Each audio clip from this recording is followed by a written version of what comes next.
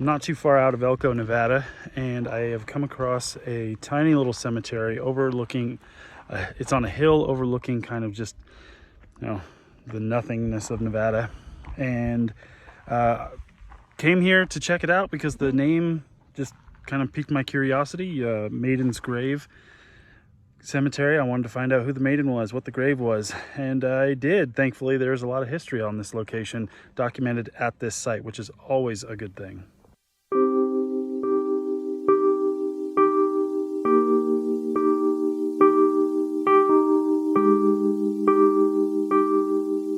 So the maiden that this place is named after is Lucinda Parker Duncan. She was on a wagon train heading west way back in the day, and unfortunately when they got to this area, she had a heart attack and passed away.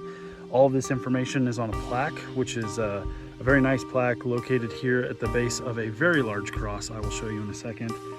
The grave actually was not too far from here originally, but it was moved because there are train tracks that run right by this place, and they didn't want to disturb the grave, but they needed to move the tracks. So the train company very carefully exhumed Lucinda and moved her up onto this hill overlooking the valley she was buried in.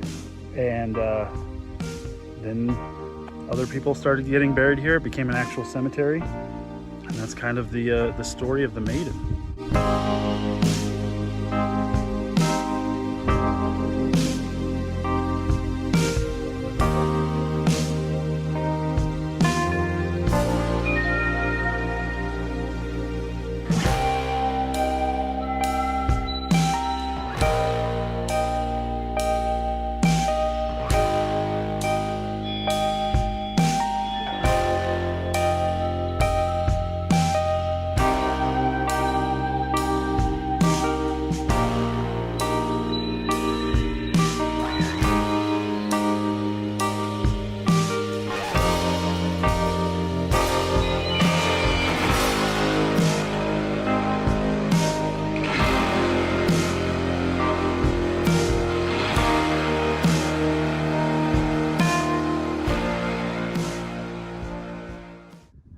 So here's the giant cross dedicated to Lucinda Duncan with the informational plaque right below it, as well as her actual grave.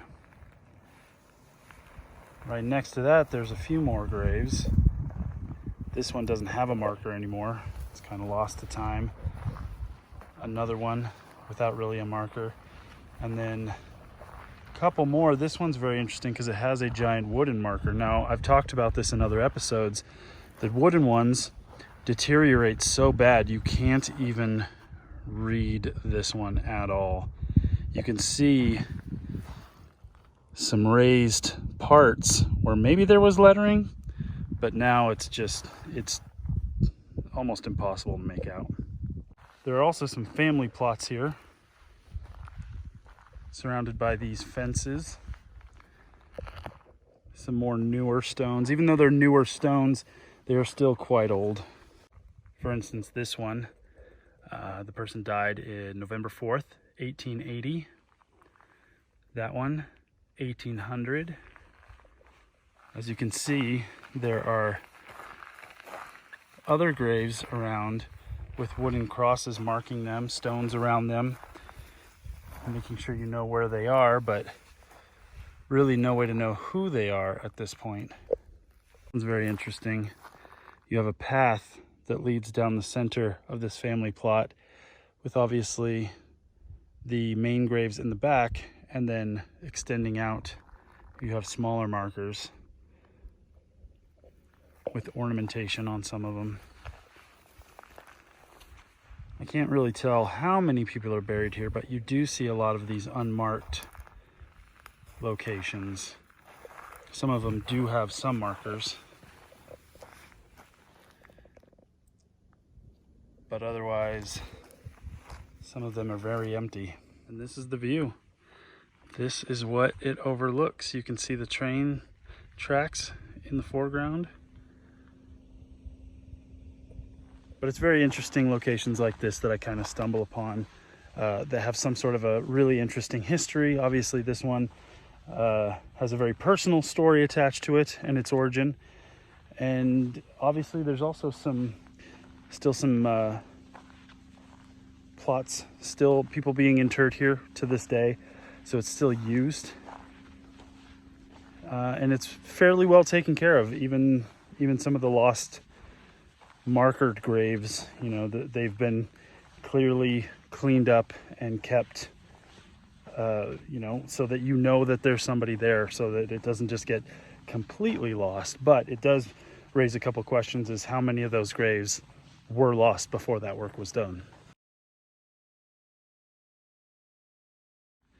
All right, it's time to get back on the road. It was a pleasant stop to check out the Maidens Cemetery. And hopefully if you're anywhere around Elko, Nevada, you can make that stop too. Till next time.